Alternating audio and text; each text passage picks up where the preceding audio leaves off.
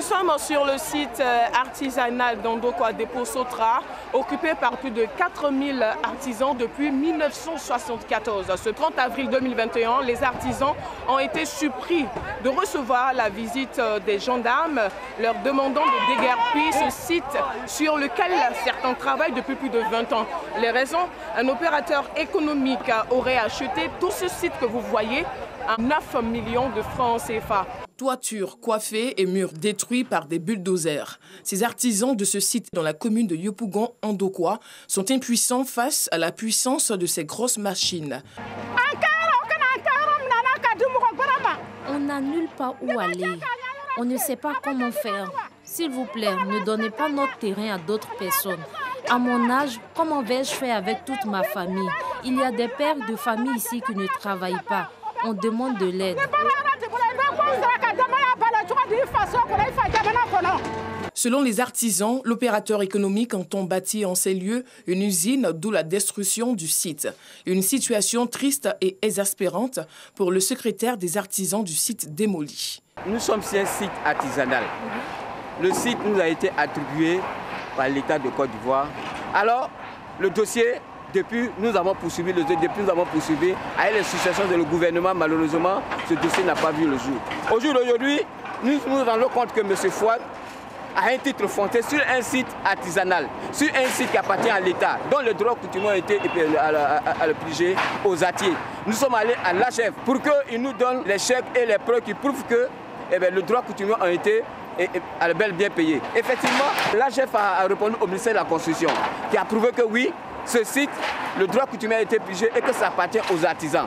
Nous avons tenté d'entrer en contact avec l'opérateur économique en question, mais sans suite. Pour les artisans, la tutelle serait au fait du dossier. Juin, le directeur des sites nous oriente vers le ministère du Commerce, de l'Artisanat et de la Promotion des PME. Une fois arrivés, nous sommes reçus par le cabinet qui nous conduit au secrétariat du ministre. Malheureusement, nous retournons du ministère sans aucune réponse à nos préoccupations. En attendant qu'une solution soit trouvée ou qu'une réponse soit donnée, les artisans, eux, assistent impuissants à la destruction de leur site. Isaac est médecin-chef au centre Covid de la commune du Plateau. Il est à son poste depuis 7h30. Ce 1er mai, fête du travail, jour férié. Comme d'habitude, Isaac s'assure que tout le matériel est en place avant de coordonner les opérations de dépistage du Covid-19. Vous avez fait un peu beaucoup comme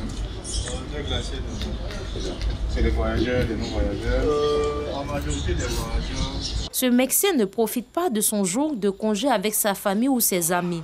Il le passe avec ses patients et collaborateurs. En tant qu'agent de santé, nous devons, n'est-ce pas, de pouvoir rester à notre poste de sorte à ce que tous les patients qui viennent nous voir puissent trouver satisfaction. C'est vrai que c'est la fête du travail. Pour la majorité des personnes, ils devront aller revendiquer leurs droits pour de meilleures conditions de travail, mais n'oublions pas qu'il y a des patients qui ont un problème de santé pour lesquels nous devons être à notre poste afin de les satisfaire. Ce 1er mai, Isaac a déjà reçu plus de 50 patients. Il espère en avoir plus d'ici la fin de la matinée. C'est vrai qu'on n'a pas assez d'affluence comme les autres jours, mais au niveau du plateau quand même, les patients sont venus se faire dépister, notamment pour les voyageurs, mais aussi pour les personnes qui présentent des symptômes. Elles sont venues ce matin et nous sommes bien occupés d'eux. Comme lui, plusieurs travailleurs sont à la tâche ce jour férié. Pour eux, c'est un jour comme les autres où ils satisfont aux exigences de la clientèle. C'est un grand jour pour nous magnifier à la quelque sorte, pour dire le but pourquoi on travaille en fait. La fête de travail pour nous, la sécurité c'est on fait comme tous les autres, hein. Nous, on est toujours là pour la sécurité des biens des personnes. Quand on joue de garde à la rue, tu es là, tu viens faire ta garde. La fête du travail est aussi une occasion pour travailleurs et organisations syndicales de faire des doléances au patronat afin d'améliorer leurs conditions de travail et de vie. Le SMIC a déjà augmenté. Je suis rappelé le salaire aussi, souvent, c'est pas trop ça. Le coût de la vie a augmenté. Voilà, les charges sont tout restés. On essaie d'augmenter un peu le salaire, les conditions de travail et puis embaucher les gens. La fête du 1er mai a été instituée en 1886 aux États-Unis à la suite d'un mouvement social à Chicago. La fête du travail est aujourd'hui une fête internationale marquée par des défilés. Comment surmonter les crises dans son foyer? Comment réussir tout simplement sa vie de couple en tant que chrétien? C'est ce dont parle le prophète Landry Zakpa dans son œuvre intitulée « La victoire du couple chrétien » dédicacée ce samedi 1er mai à la Fondation Évangélique Victoire, 6 ans ancrée dans la commune de Cocody. Dans ce livre de 200 pages, la servante du Seigneur Jésus-Christ partage son expérience et donne de riches enseignements au couple chrétien. C'est possible de redresser un foyer avec le Seigneur. Ne nous appuyons pas sur les amis, ne nous appuyons pas sur des exemples des hommes, mais appuyons-nous sur la parole de Dieu et on réussira certainement. Landry Zakpa veut à travers ses écrits, son 2e livre, donner de l'espoir au couple chrétien, car pour elle, le mariage est une institution divine qui doit être honorée. J'exhorte la génération d'aujourd'hui à prendre exemple sur les parents, à prendre exemple sur la parole de Dieu et marcher selon la parole de Dieu et comprendre qu'il n'y a pas de divorce avec Dieu. Pour certains pasteurs présents à la cérémonie de dédicace, cette œuvre littéraire est une bénédiction pour le corps de Christ.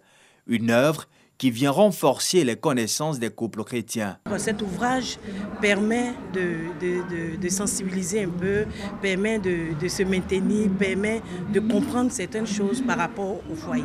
Parce que le foyer lui-même, c'est le Seigneur qui l'a créé. Mère de 7 enfants, le prophète Landry Zakpa est marié depuis février 1982 au pasteur Marcelin Akpa, avec qui elle dirige la Fondation Évangélique Victoire. Leur silhouette découpe dans le crépuscule à l'entrée d'une mine désaffectée. Mineurs illégaux, ils descendent à la nuit tombée dans les puits abandonnés pour gratter les restes de charbon. En Afrique du Sud, on les appelle les Zamazama, ce qui veut dire en langue zoulou ce qui essaie encore et encore. Zamazama, ça veut dire qu'on essaie d'extraire ce charbon. On n'essaie pas, on y arrive. Il est là, on le sort. On devrait nous appeler des mineurs artisanaux. Bongenkosi a 31 ans et cela fait plus de 10 ans qu'il creuse pour survivre. Ce charbon, il le vend à un prix dérisoire, moins de 30 € la tonne. Cette nuit-là, en 12 heures de travail, il ne gagnera que 15 €. Là, maintenant, je peux peut-être faire encore 6 ou 7 ans, si je continue ce boulot. Mais je ne tiendrai pas 10 ans de plus. Dans un pays qui compte plus de 30% de chômeurs, ils sont des dizaines de milliers, comme lui, à risquer leur vie au fond d'une mine désaffectée. Chaque année, certains meurent dans des effondrements ou des explosions. Tu t'effondres. La lumière s'éteint, ton corps devient tout faible. Et tu tombes. Et s'il n'y a personne pour te sortir de là, c'est fini pour toi. Mort accidentelle ou mort à petit feu. À Ermolo, cité minière déshéritée à 2 heures de Johannesburg, l'eau et l'air sont pollués et empoisonnent lentement les mines. La faim, c'est plus dur que la pollution. Je ne peux pas dire que c'est bien, c'est pas bon pour nous. On est désolé pour la prochaine génération, mais on souffre aujourd'hui. Et je pense qu'ils vont souffrir aussi. Chauffage, cuisine. Ici, tout marche au charbon.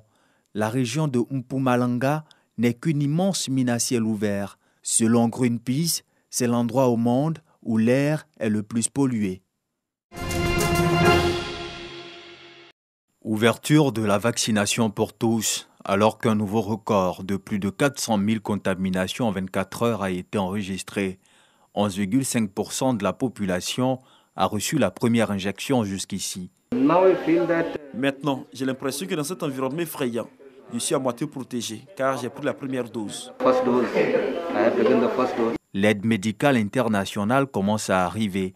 Certains États indiens manquent déjà de vaccins. La moitié de ma famille est maintenant positive et tout le monde veut que nous nous fassions vacciner. Ça ne nous protégera pas complètement, mais ça nous garantira que même si nous sommes infectés, nous nous rétablirons rapidement. C'est nécessaire de se faire vacciner.